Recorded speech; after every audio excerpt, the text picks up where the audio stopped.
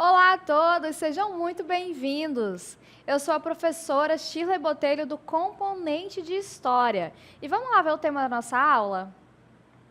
Temos aqui a aula 28, revisão e avaliação. Então, vamos à nossa aula.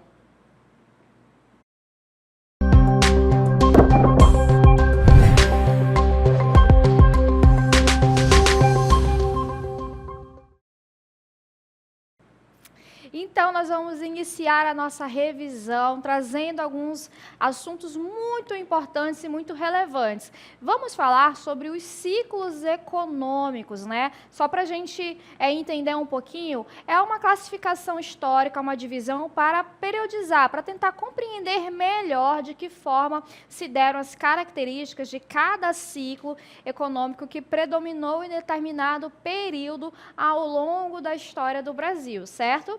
Então, a gente já começa aqui falando do período pré-colonial, é aquele período que se dá ali no início, né, da chegada dos portugueses até o momento da efetiva consolidação, que vai ser a partir da década de 30 do século XVI. Então, esses primeiros 30 anos, a gente chama de período pré-colonial. E teve como economia principal a exploração do pau-brasil, que era uma madeira usada na Europa para corantes.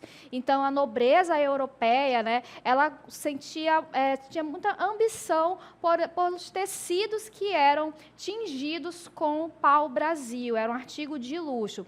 E aqui a gente observa, né, nesse nosso cenário, como se dava a dinâmica dessa relação entre os portugueses e os povos nativos e os indígenas. A mão de obra empregada nessa atividade era mão de obra indígena, por meio do escambo, que é a troca de bens com os indígenas e ali os portugueses, como espelhos, facas, alguns objetos que para os portugueses não tinham valor comercial, mas tinham valor ali para os indígenas, na medida em que eles desempenhavam de forma mais fácil as suas atividades com as facas, por exemplo. Então, essa relação de troca em que o português vai pagar o serviço do indígena com a extração da madeira do pau-brasil, carregamento, a gente vai chamar de escambo, certo?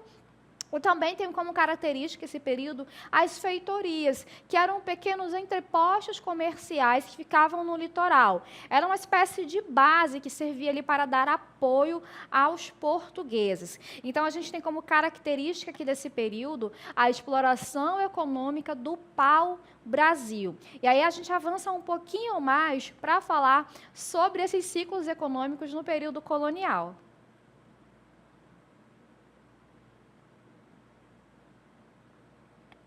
Então, demos aí um salto um pouquinho no tempo, né? E estamos aqui no período colonial, perdão, e nós vamos falar de uma atividade que predominou nesse período. Vocês já perceberam aqui pelo nosso cenário, né? Nós estamos numa plantação de cana-de-açúcar.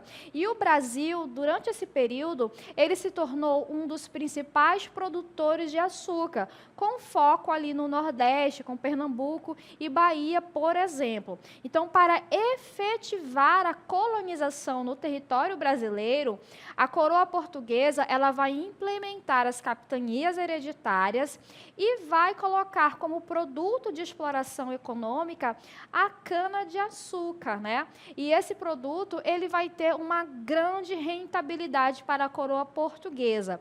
Ele vai ser sistematizado na produção de plantation. O que são os plantations? São grandes propriedades de terra, onde a gente observa aqui no nosso texto, vai ser desenvolvido a monocultura, ou seja, um produto vai ser produzido ali naquela área, vai ser cultivado naquela área. Então, vai ser a cana-de-açúcar, né? E vai funcionar nos latifúndios, grandes propriedades de terra, né? São características do plantation, trabalhando com a monocultura, e a mão de obra desse período vai ser a mão de obra de africanos escravizados, que vão acabar substituindo a mão de obra indígena que para a produção dos portugueses se mostrou contraproducente. Então, os engenhos, eles são grandes propriedades rurais que organizavam toda a produção e a vida social local. Os engenhos, pessoal, é ali a base, né, de vida da sociedade colonial açucareira. Então, vai ter ali as plantações, a senzala, a Casa Branca. Então, é onde vai funcionar essa dinâmica social e econômica. A estrutura da sociedade no período colonial é uma sociedade agrária e escravocrata. E quem está no topo da pirâmide social são os senhores de engenho, são os proprietários de terras, os proprietários de escravizados. E os escravizados e trabalhadores livres, eles estão na base da sociedade colonial açucareira. Então, percebam que é uma sociedade altamente estratificada. A produção de açúcar, ela proporcionou o desenvolvimento econômico da colônia, né, e consolidou o domínio português, também contribuindo no desenvolvimento de portos e infraestrutura, né? Tal foi aí a demanda gerada por essa economia. É uma economia que ela vai prevalecer, sobretudo ali, entre o século XVI e o final do século XVII, quando já começa a entrar em declínio por conta da produção de açúcar no Caribe, que vai acabar rivalizando comercialmente com o açúcar do Brasil. Mas, enquanto, né, está ocorrendo essa questão da decadência da economia açucareira, bandeirantes estão entrando cada vez mais no território brasileiro, no interior do território da colônia, em busca de ouro, em busca de diamantes. E é justamente sobre o período da exploração do ouro que a gente passa a trabalhar agora, né? A descoberta de ouro em Minas Gerais, ela transformou a economia brasileira, atraindo migrantes portugueses e europeus, a formação de centros urbanos importantes como Ouro Preto e Mariana. Então, a gente observa que vai haver uma interiorização da colônia com a descoberta dessas minas de ouro. A estrutura social, ela era marcada por ricos proprietários de minas e comerciantes no topo, enquanto trabalhadores livres e escravizados, eles acabavam realizando todo aquele trabalho pesado. A mineração, ela estimulou um mercado dinâmico e uma influência cultural diversificada nas cidades mineradoras. Então, todo aquele contingente que vai chegar para a exploração das minas, eles vão acabar dinamizando todo esse mercado. E a principal força de trabalho, ela vai continuar concentrada nas mãos dos escravizados. Mas também haviam trabalhadores livres, indígenas e profissionais especializados, como mestres de engenhos e técnicos envolvidos na mineração. Então, essas são as características que a gente observa durante o ciclo do ouro no Brasil colonial. E a partir do século XIX, a gente vai ver a economia girando, né, em torno, sobretudo, do café. Mas é importante a gente destacar que quando nós falamos aqui em ciclos, não quer dizer que quando um ciclo ele se inicia e ele tem uma certa predominância econômica sobre o anterior, aquele antigo ele vai parar, não. Vai continuar havendo ali as plantações de açúcar, enquanto o ciclo do ouro ele está em alta, assim como o café também, né? Quando o café entra no século XIX, continuam essas outras economias circulando, certo? Então, vamos lá entender um pouquinho mais a produção de café a partir do século XIX, que se tornou a principal atividade econômica do Brasil. Inicialmente, ali no Vale da Paraíba, que é uma região entre os estados do Rio de Janeiro e São Paulo, e, posteriormente, ela se expandiu para o oeste paulista e outras áreas. Então, grandes propriedades rurais dominavam essa economia, com o café estabelecido como principal produto de exportação. E essa economia impulsionou a construção de ferrovias para transportar o café dos campos para os portos de exportação.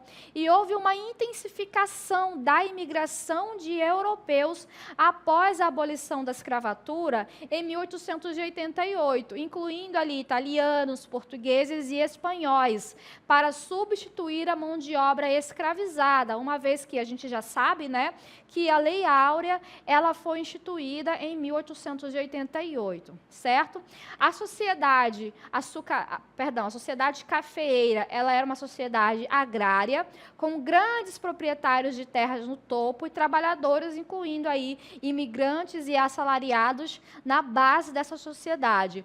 E houve um estímulo ao crescimento das cidades e novas oportunidades comerciais estabelecidas com o ciclo do café. E ainda no século XIX, a gente traz vocês aqui para a região amazônica, né? Como a gente vai falar sobre o ciclo da borracha, que aconteceu ali no final do século XIX, a exploração do látex, que era extraído da seringueira, uma árvore que tinha em bastante abundância na região amazônica.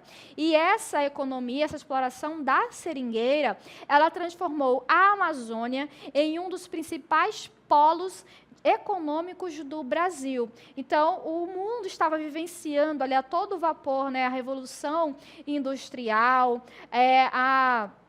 as fábricas de automóveis. Então, as propriedades comerciais do látex, elas vão ter um grande valor comercial na Europa e no mundo como um todo. Então, o Manaus, cidades como Belém, Manaus e outras aqui da região norte, elas vão ser bastante visibilizadas por conta da exploração da borracha. Aí, continuando aqui, né, o aumento da demanda internacional fez com que justamente essas cidades que nós mencionamos, Manaus, Belém, elas se modernizassem, recebendo grandes investimentos em infraestrutura. E um exemplo disso que a gente tem na capital do Amazonas, por exemplo, é a construção do Teatro Amazonas e outras obras, né, que foram financiadas com a economia da borracha. No entanto, a gente observa que a atividade ela dependia do trabalho exaustivo de seringueiros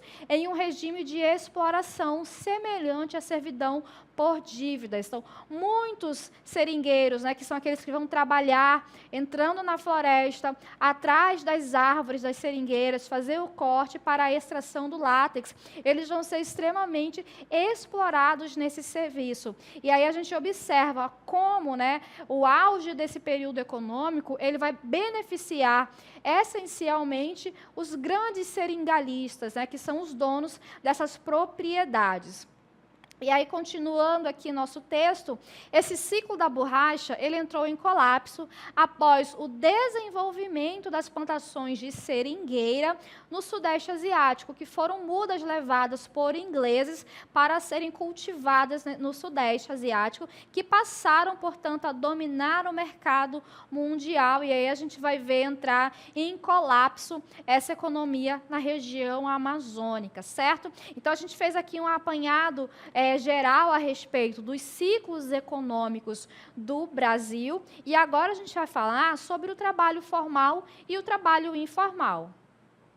Então, o trabalho formal ele é aquele que segue as leis trabalhistas estabelecidas pela consolidação das leis do trabalho, ou seja, a CLT, além de outras legislações específicas. Esse tipo de trabalho ele é caracterizado por contratos registrados, carteira de trabalho assinada, direitos garantidos como férias remuneradas, 13º salário, o FGTS, além da licença maternidade, licença paternidade e aposentadoria. Então, essas são as características do trabalho formal, aquele que é legalizado. Nós temos também outro tipo de trabalho, que é o informal. O trabalho informal, por outro lado, ele não possui registro oficial e, geralmente, ele ocorre fora das regulamentações que foram estabelecidas pelas leis trabalhistas. Os trabalhadores informais, eles não têm carteira assinada, não possuem acesso a benefícios como o FGTS, como férias remuneradas ou direitos previdenciários. Então, é comum que pessoas que atuam na informalidade, elas trabalhem como vendedores ambulantes, artesãos, diaristas, mototaxistas e entregadores, além de outros serviços. E aí, a gente já fez esse apanhado geral sobre o trabalho formal e o informal, a gente vai pormenorizar um pouco mais cada um deles, né? No setor formal, encontramos atividades nos setores público e privado, como a indústria, o comércio, os serviços e a agricultura. As empresas, elas são obrigadas a seguir as normas trabalhistas e pagar salários que estejam dentro dos parâmetros legais. Além disso, ele também é garantido pela existência de sindicatos, que representam os interesses dos trabalhadores e negociam melhores condições de trabalho por meio de convenções coletivas. E aí a gente trata um pouquinho mais agora sobre o trabalho informal. A gente está aqui, né, num cenário aqui, estamos numa praia, observando como temos aqui um trabalhador informal, um trabalhador ambulante. E no Brasil, uma grande parte da população ativa está inserida no mercado informal, especialmente em setores como o comércio ambulante, serviços domésticos, motoristas de aplicativos e trabalhadores autônomos. O trabalho informal, ele representa uma grande parte da economia brasileira, mas ele também contribui para a desigualdade social e a falta de segurança financeira para muitas famílias, porque a gente pode fazer dar um exemplo aqui com o nosso trabalhador que está aqui conosco, né? Imagine num dia de chuva, ele vai ter o mesmo lucro que ele tem num dia de sol na praia? Infelizmente não, né? Então isso dá, esse trabalho informal, ele não dá essa segurança que o trabalho formal acaba dando ao trabalhador. E apesar disso, muitos trabalhadores informais, eles consideram que o trabalho nesse setor é uma alternativa para sobreviver em um cenário de poucas oportunidades de emprego formal, certo?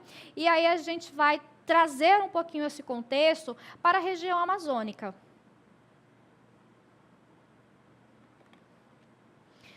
A realidade na região amazônica, né? Nessa região, ela apresenta características específicas que influenciam o mercado de trabalho local.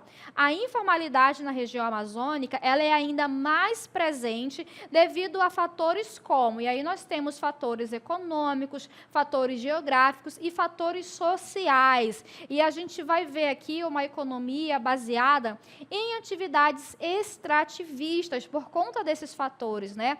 A exploração de recursos naturais, como madeira e minérios, ela acaba gerando esses empregos informais, geralmente em áreas onde não é possível fazer uma fiscalização mais acentuada. Então, esse trabalho informal ele é bastante comum. Ocorre também a presença de comunidades tradicionais. Muitas dessas comunidades indígenas, ribeirinhas, elas praticam atividade de subsistência, ou seja, praticam ali a pesca, a agricultura familiar, com o intuito de abastecer e alimentar aquela comunidade, aquela família, aquela casa.